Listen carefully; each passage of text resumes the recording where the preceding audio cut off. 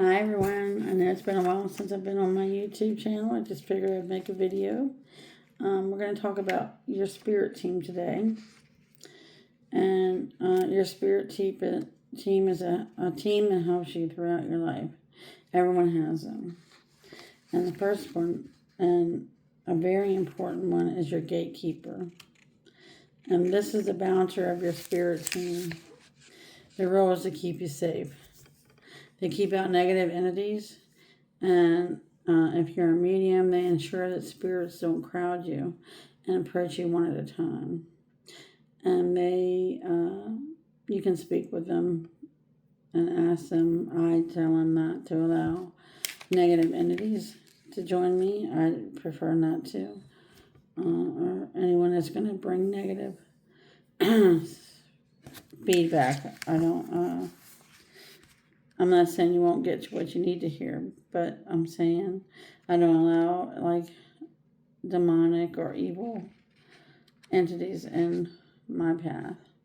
And they also, you choose them before you're born, and they keep you on the right path in this lifetime. They decide what types of spirit guides can come and work for you.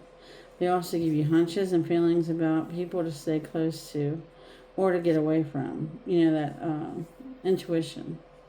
You get that gut feeling. Some people make you feel like sunshine, and others feel like dark clouds. And those are the ones you want to avoid. They're guiding you to. And they also guide your personal records, their Akashic records. And we'll get into that, what that means another time. But anyway, they connect you with the right memories and the right time to bring healing, advancement, wisdom, and knowledge to your current soul's memories and to your current experience without overwhelming you, but too much at any given time. They also choose when to allow past loved ones to connect to you, reach you, depending on what is for your highest and greatest good. So, like a lot of times, people that are grieving say they could speak to their loved one, one last time. But if your spirit guides feels like that isn't something you can mentally handle at this time, they're not going to allow them to come through. Okay? So they do what's best for you. And your gatekeeper, in my experience, and not everyone's, but a lot of them are children when you meet them. And I think that's maybe because, we all love children, and it's easier for us to connect with a child, if that makes sense. Anyway, and then we have the healer guides. And this is the medic of your spirit team. This guide is responsible for healing your energy field and your chakras, as well as teaching you how to heal yourself and others. I advise you to learn to heal others, because when you're healing others, you're also healing yourself. And we used to do that with my group, and I miss doing that, and I think we need to get back at it, but that's going to come at a later time. But I just wanted to talk about that. Helper guides. They are the consultants of the team. They come in to help with a specific task, project, ideas that you're working on. Like when you're wanting to learn something. When you get spontaneous and you're like, okay, I want to learn something religious, you get usually someone that's a preacher as a guide that guides you in this path. Whatever you're studying, it could be a scientist, it could be, it depends on what you're looking for. But you get guides to help lead you on the path to learn what you want to learn. And then you have your teacher guides, and they are the mentors of your spirit team. They assist with your soul strength, growth, and teaching you things related to life lessons you are here to learn.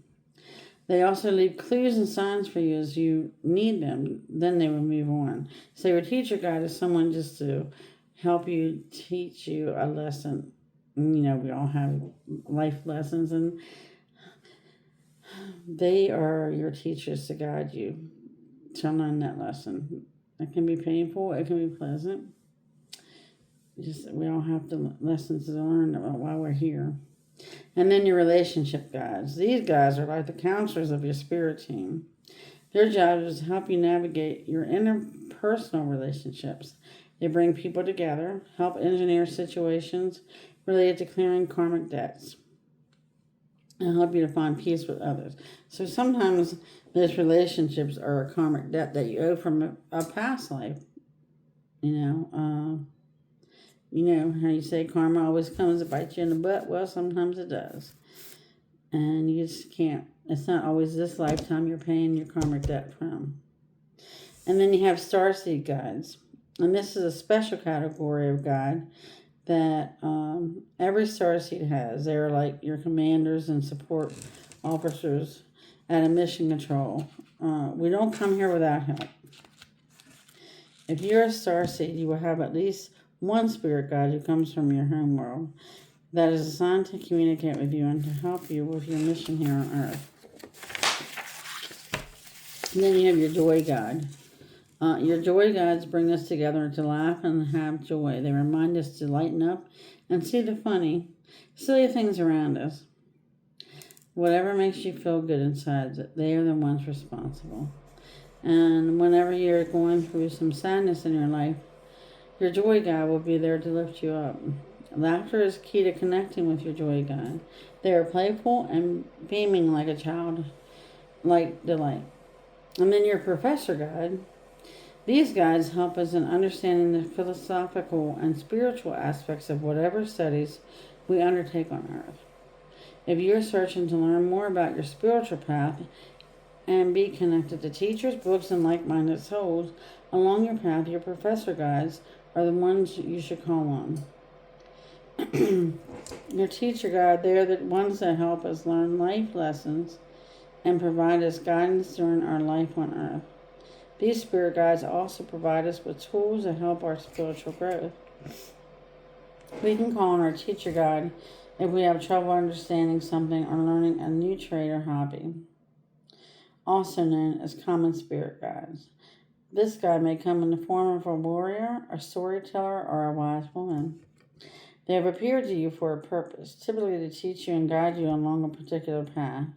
They may also appear to introduce you to other archangel types along your journey and help out with problem solving based upon your needs. They are known to provide insight by way of dreams or meditation and may only hang around as long as needed by them. They move on, and then they move on. Again, whatever you're trying to learn, they come in to assist you. Then you have a doctor guide. A doctor guide helps us maintain a healthier body. They give us, when making healthy choices, when questions arise, they send us a message about areas of our bodies that require attention and basic ways to care for and treat our bodies. Listen to your intuition when it comes to your health. Even if your doctor doesn't agree with you, you know your body. Pay attention to it and follow. If your doctor doesn't want to listen to you and you feel there's a problem, go to another doctor. That's what I did. Anyway, the philosopher guide. These guides assist us in evaluating our spiritual paths, the lessons in life we have agreed to learn in this lifetime. Philosophers are known for their wisdom and sound judgment and help us to understand things on a higher philosophical level. Philosophical guides are the ones who help us seek wisdom and enlightenment.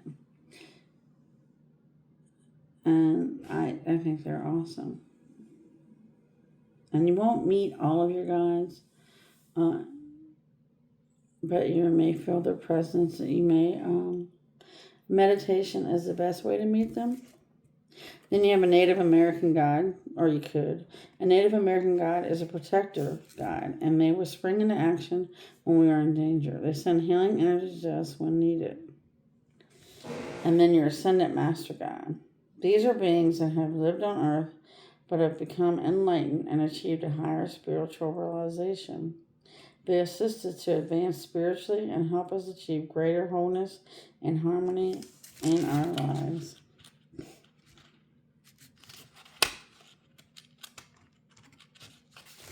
I'm trying to do this quickly. At some other point when I get to where I can do lives where do more in depth with this research. But these guys are found by doing energy work. Ascendant masters usually work with collective souls.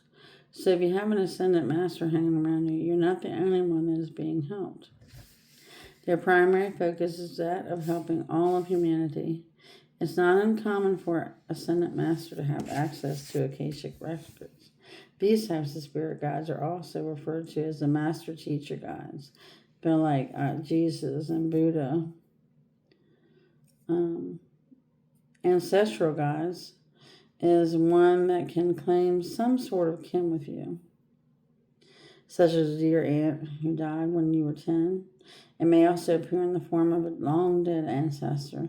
In some schools of thought, these entities are seen as reincarnated guides because they are the spirits of someone who loved us during this physical lifetime or who had some sort of blood connection to our family. Some people, depending on their religious upbringing, may see these types of guides as guardian angels. And so remember, your guardian angel is your ancestors. There's going to be someone that is, you may have had them in this lifetime, but it may have been a very short period, but they chose to be your guide throughout life, that they attached to you for the short time that they were with you. Animal guides, also, these entities are more companion than anything else. It's not uncommon for a deceased pet to linger around, keeping you company through the grieving process. A person may have an animal totem which provides teaching and or protection. Sometimes known as power animals, your animal spirit guides offer you their powerful protection, guidance, assistance. Spirit animals are ascendant, and yet they ground connection to the earth.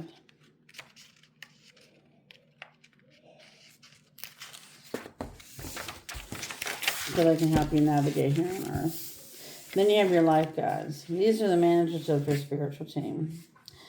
This guide is with you from birth to death and works to manage and coordinate all the spirit guides, angels, and spiritual teachers assisting you at any given time. And then you have your timing guides. They oversee synchronicity in your life. They will help you to be in the right place at the right time to meet the key people on your path and align with new opportunities on divine time. And these people that you meet, you may have had the opportunity to almost meet them several times in your life prior to that. Been at the same place, in a group, same time, but you didn't actually cross paths yet because it wasn't time yet.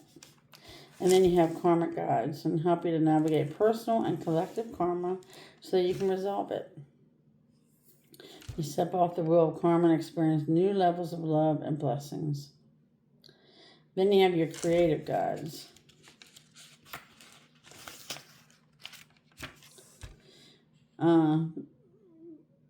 They're just what they sound like. They help you to inspire creative vision, help you to reconnect with the creative talents of your soul from physical realm. Then you have your protection guides. Could also be thought of as like a bodyguard guide. They protect you both mentally, spiritually, and physically according to what you allow and intend. This is a guide who is with you from birth to death, who is highly enlightened. In addition to protection, they oversee the spiritual guidance you connect with and help you to avoid temptations and distractions so you may stay aligned with your soul purpose and your intuition and your intentions that you came here in this lifetime to do. Then you have your astral guides, and that's exactly as it sounds like. They guide you to experience an astral realm. When you're asleep or consciously journeying into the astral plane during meditation, this guide is with you, offering your protection and guidance. So they're the ones that when you have loved ones come through in your dreams, they help them to find you there, or they send special messages in your dreams. Or if you are like me and you do readings for some people, certain guides will come through and give you direction on what to do for certain people. This has only happened to me a handful of times, but it's very interesting when it happens because they give me so many fun facts and things. Sometimes they direct me on exactly what I need to do for this person. So that is, to me, a very unique connection that we have, and definitely we were meant to be on a journey together. I was here to help, to be your helper, God, on earth. Earth angels is what I refer to. Helper guides, they help you on your current interests and points of focus. They will assist you as long as you need them and then move on, and allowing you to move forward, following the callings of your heart. And then you have a dominant spirit guide. Everyone has an assigned spirit team, but there's usually one spirit guide who will step forward. This guide is a spokesperson speaking for the collective, and he has a very distinctive personality. Your dominant guide was picked very carefully by your higher self. This is a guide that agreed to watch your every step and take care of you to the best of their ability. Much respect goes out to this dominant guide for their dedication and care is this role. That doesn't mean that you can blame them if things go wrong, because you don't always listen to what you're being directed to do, and then there will be consequences that things change and alter in your life. Does that make sense? And then you have his personal spirit guide. They too are assigned to you before birth. They stand behind your dominant guide. Personal guides are often chosen for a certain trait or experience that they can lead you or can land you. And that's it today on spirit guides. And at some point maybe we can talk about it during the live, and we can dive in a little deeper. Until then, everyone have a great weekend. This is Memorial Day weekend, and I hope you're enjoying it. It's been a rainy one here all weekend, but I've been spending time with my grandson, having a lot of fun. Today's my only free day, so I want to jump on and catch up a little bit. Okay, Godspeed. Have a great day.